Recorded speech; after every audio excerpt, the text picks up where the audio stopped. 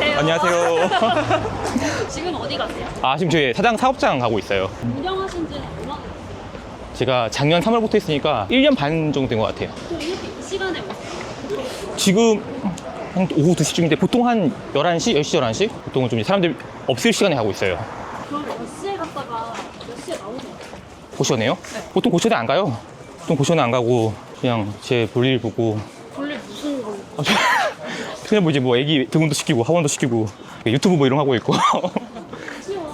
네. 어떻게 할 생각 하세요? 정말 솔직하게 말씀드리면 이제 진짜 돈 벌으라고 회사를 나와도 될 정도의 돈을 어떤 사업으로 벌 수 있을까 단기간에 되게 많이 고민을 했어요. 실제로 또 이게 다양한 거 시도도 많이 했고 원래 제가 이제 막 온라인 쪽 창업 이런 것도 했었는데 약간 생각보다 돈이 별로 안 되는 거예요. 이 노력이랑 이런 거 들어가는 거 대비 고민하다가 고시원이 제가 이제 슬슬 말씀드릴 건데 약간 좀 진입 장벽이 있어요. 좀 초기 좀 이제 비용도 좀 들어가긴 하고 자본도 약간 3D요 3D? 청소하고 뭐 민원 상대하고 그래도 대기업 다니는 것보다 훨씬 나으시네요. 훨씬 낫죠.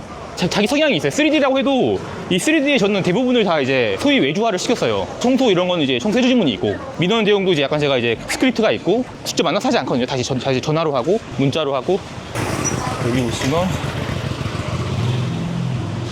여기였네요. 여기 4층 거리가 그렇게 멀지 않죠. 지하철에서. 네.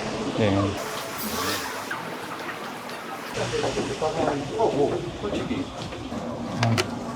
감사합니다. 네.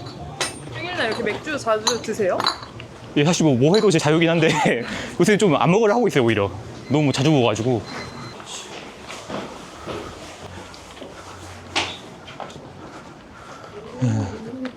뷰가 엄청 좋은데요? 시원하죠. 여기 유튜브 찍으려고 출근합니다. 그냥. 그럼 한 달에 2개 고시원에서 어느 정도 버시는 거예요? 뭐 조금씩 다르긴 한데 평균적으로 한 군데 사업장에서 제가 원래 받던 회사 월급 정도 나와요. 그럼 두 군데 합치면 어느 정도? 2배죠.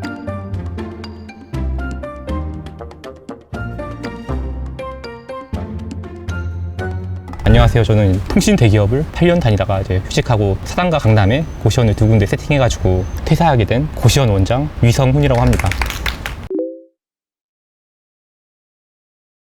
경제적 자유를 일단 제가 아직 이루지 못했고 경제적 자유를 향해서 이제 노력을 하고 있는데 자유는 그냥 내가 하고 싶은 걸 아무 때나 할 수 있는 하고 싶은 걸 아무 때나 하려면은 금전적인 부분이랑 시간적인 부분이 되게 중요하다고 생각을 해요. 저는 이제 시간이 자유로운 게 진짜 좀 부자라고 이렇게 생각을 한 사람이라 가지고 그래서 조금 더 이제 고시원 사업에 이렇게 메리트를 느끼고 하게 되었어요. 순자산 기준으로 이제 한 12, 13 정도 되는 것 같고 자산은 거기 한 2배 정도 되는 것 같아요. 그래서 제가 이제 고시원 월매출 한 번도 얘기를 못한 게 여기 계시는 분들이나 아니면은 건물주한테 이런 얘기 들으면 안 되거든요. 그래가지고 제가 항상 어떤 식으로 얘기하냐면은 그냥 대기업보다 2배 벌어 약간 이런 식으로 그냥 추측하실 수 있게끔 고시원을 이제 어쨌든 매출이 정해져 있고 딱 그 비용이 있는데 매출에서 수익을 빼가지고 벌어가는 게 그러니까 한 개의 고시원당 회사 다녔을 때 월급 정도가 나오는 것 같아요. 근데 지금 2군데 지금 제가 고시원을 가지고 있죠. 안 그래도 이제 매달 수익이랑 뭐 지출 얼마든지 약간 가계부처럼 이렇게 체크를 해요. 근데 이제 비율적으로 보니까 이제 아파트가 그래도 가장 비중이 크고 8월 마지막 날 기준으로 부동산이 43% 그리고 이제 사업체 이제 2군데 사업체가 24% 그리고 금융이 32% 금융에서 주식 30% 연금 10% 엔화나 달러 5% 이런 식입니다. 나머지 현금. 고시원을 해보다 보니까 약간 월세 받는 식으로 하는 게 되게 좋은 거예요. 이게 그래가지고 미국 리츠라든지 배당 많이 주는 그런 것들 위주로 좀 가지고 있고 또 제가 좀 시간 많으니까 엔화라든지 뭐 달러 이런 거 이제 스타플라트 하고 있고 그런 식으로 하고 있습니다.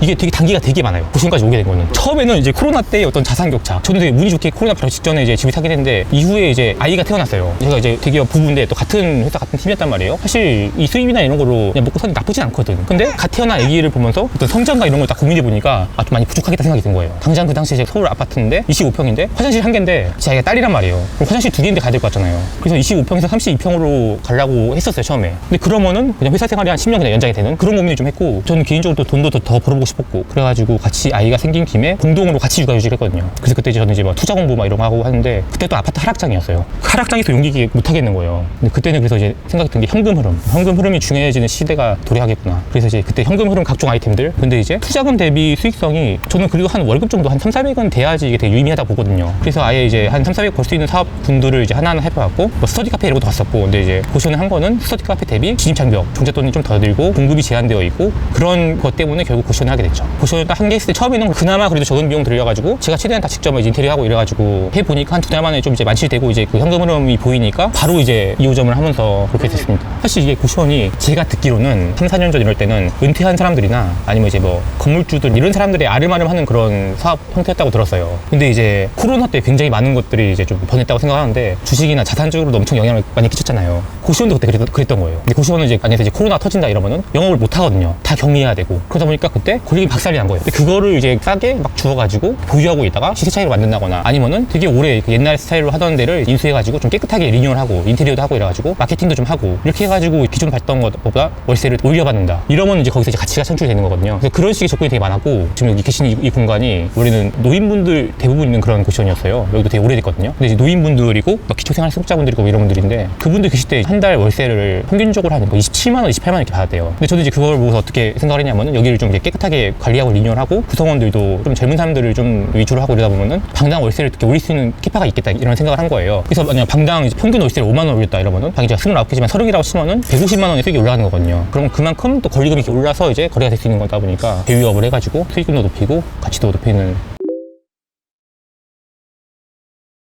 고시원 권리금도 올해 초 작년 말에 엄청 막 거의 막 고공행진했어요. 고시원 권리금이 어떻게 비율 하시냐면 그냥 수학적으로 1억을 투자한다. 보증금이랑 이제 권리랑 합해가지고 그러면은 월 200만 원 정도를 기대하거든요. 월 수익을 뭐 2억이면은 400이고 3억이면은 600인 거잖아요. 근데 그게 그렇게 된 이유가 그만큼 이제 자영업의 형태가 들어간단 말이에요. 제가 이제 청소하고 막 입실자 받고 막 이래야 되고 그리고 또 이제 이 고시원이라는 게 특장점 중에 하나가 이게 새로 만들기 게 되게 어려워요. 법이 점점 강화가 됐어요. 고시원의 복도 지금은 엄청 넓어야 돼요. 기본적으로. 그리고 방도 모든 방에 창문이 있어야 되고 창문 크기도 정해져 있어요. 사시는 분들한테는 더 쾌적한 환경이지만 운영을 하는 입장에서는 사실 방이 자꾸 쪼개고 여러 개 있어야지 더 수익이 올라가긴 하거든요. 그래가지고 이제 새롭게 고시원을 서울에서 한 80평에서 100평짜리 만든다 이러면은 방이 한 20개가 나와요. 그럼 그렇게 했을 때 지금 이제 뭐 인건비나 뭐 자재 이런 것도 많이 올라가지고 거의 4억 5천 5억이 들어요. 보증금 포함해가지고. 그럼 4억 5천이나 5억 했을 때 기대 수익이 한 1,000만 원 정도. 근데 그 정도 수익률만큼 기존의 고시원의 권리가 오는 거죠. 그래서 사실은 권리금으로 엑시트할 생각 당연히 했죠. 근데 저는 이 정도 투자금과 노력으로 이 정도 수익을 버는 다른 아이템을 지금 찾지 못했어요. 내가 이걸 이제 반 오토로 하면은 이 정도 투자금에 이 정도 이제 현금 흐름을 만들 수도 있고 또 이 시간에 딴 거를 할 수 있잖아요. 저는 이게 되게 중요하다고 본 거예요. 딴 거를 하는 게. 그래서 저는 제가 고시원 2개 하고서 막 육아도 좀 더 이제 전담을 하고 그리고 이제 원래 하고 싶었던 뭐 유튜브 이런 것도 하고 있는데 회사 다닐 때 다들 얘기하잖아요. 나 퇴사해서 유튜브 한다고. 근데 이제 회사 다닐 때는 뭐 유튜브 할 소재가 없잖아요. 사실 얼굴을 내놓고 하기도 되게 애매하고. 근데 고시원 사업을 하다 보니까 고시원 소재 좀 특이한 거죠. 그래서 이제 그럼 고시원을 가지고서 이제 좀 유튜브를 해볼까 해서 또 이제 재밌게 하고 있고 여기는 처음에 딱 1억으로 들어요. 1억. 보증금이랑 권리금 합해서. 근데 이제 그 1억 드리고 그리고 이제 제가 인테리어를 업체 통해서 맡겨서 하다 보니까 한 7천만 원에서 1억이 더 드는 거예요. 근데 그렇게 하면은 제가 계산했던 수익률이 안 나와요. 방 보시면 알겠지만 방이 작아요. 기본적으로 방이 한 개가 있어요. 그래서 이걸 아무리 이쁘게 꾸미고 뭐 하고 해도 받을 수 있는 방값이 상한이 있어요. 그래서 이제 적당히 깔끔하게 사는데 지장 없을 정도로 이 컨셉으로 해가지고 인테리어를 제가 그때 다 쪼개서 알아봤죠. 그러고서 이제 그때는 사실 1억 정도는 제가 사실 모아두는 여유도 있었어요. 그리고 2호점 할 때는 그 타이밍에 제가 이제 서울 아파트를 세 주고 조금 더 이제 추가 자금을 활용을 한 거죠. 처음에 해보기 전까지는 약간 긴가민가 하잖아요. 이게 실제로 다 만실이 될 것이냐 그리고 실제 이제 수익이 이만큼 이상한 대로 될 것이냐 했는데 그 텅 빈 상태에서 철거하고 뭐 도비장판 또 인테리어 다 한 다음에 아예 0명에서 시작을 했거든요. 5월 10일부터 뭐 하루에 1명 뭐 2명 뭐 이런 식으로 차면서 7월 달 됐을 때 거의 다 찼어요. 그래서 되게 여기가 이제 입지도 좋고 한데 저는 사당보다 강남이 더 입지가 좋다고 알고 있거든요. 그래가지고 이제 바로 확장을 했죠.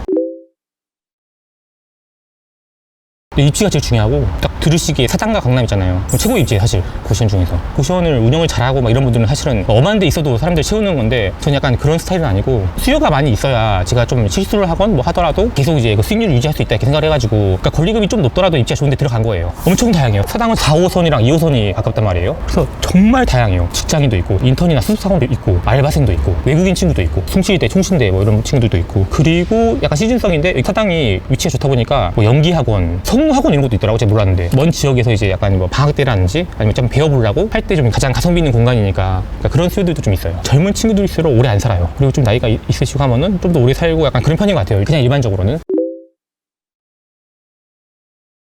인테리어 올 셀프는 내가 다 하는 거잖아요. 근데 그건 아니고 보통 이제 인테리어 한다면은 이제 업체에 맡겨요. 근데 업체가 하는 역할이 뭐냐면은 자기가 이제 공사 기간을 정하고 각각 공정들에 적합한 사람들 이렇게 딱 넣어가지고 그 일정을 관리를 하는 거예요. 언제까지 다 완성될 수 있게. 그리고 이제 서로 간에 작업에 무리가 없게. 근데 그 일정을 이제 공정하는 것만으로도 거의 돈 1,500이 된단 말이에요. 그러니까 저는 그 역할을 제가 한 거예요. 그래서 승고라든지 뭐 인기통 뭐 이런 거 통해가지고 이제 다 비교해가지고 제일 싸고 좀 잘할 것 같은 사람들을 공정을 이렇게 다 맡기는 거죠. 페인트 칠 이런 것도 제가 이제 페인트 사오고서 페인트 칠하는 분 불러가지고 이렇게 칠하게 하고 목공 작업도 이제 나무랑 사와가지고 목수따로 붙여가지고 하고 뭐 그런 식으로 해서 많이 아꼈죠. 그렇게 딱 구하면서 처음에는 이제 철거부터 하거든요. 철거 하루 만에 다 끝내고 철거하자마자 페인트를 해야 되고 페인트가 끝나면은 페인트 끝난 방을 바로 이제 도배장판 들어가고 거기서 이제 약간 관리 감독을 하는 거예요. 빨리 좀 해달라고 좀 이렇게 하기도 하고 고치기도 하고 뭐 여기 화장실 공사하는데 뭐 도배장판 한다 그러면 이제 막 불편해 하거든요. 막 뭐 먼지 날린다 그러고 막 그런 거 좀 조율하고 그런 거죠. 강남이랑 여기 하실 때 둘 다 그렇게 하시는 거예요? 사장만 그렇게 하고 강남은 이수하고 아무것도 쓰면 안 됐어요. 간판만 막았어, 간판만. 거기는 애초에 그럼 거기도 고시원 거기도 고시원이고 이것도 만실이었거든요. 근데 거기는 이제 어떤 히스토리가 있었냐면 이제 누수가 나가지고 이수하기 전 원장님 좀 힘들어했고 그 전 원장님도 대기업 부부 뭐 이랬던 것 같아요. 우리 집이 용인이시고 이래가지고 강남에서 용인 은근히 멀거든요. 그래서 어떻게 관리를 했냐면은 반값 최대한 싸게 그냥 오래 살아라 약간 이런 느낌이었어요. 그래서 제가 인수할 때 제가 이제 약간 수요랑 입지 분석을 했을 때 주변보다 반값을 많이 싸게 받고 있더라고요. 그래서 저는 이제 딱 해놓고서 처음에 일괄 이제 월세를 주변 수요에 맞게 올렸죠. 별다른 거 없더라도.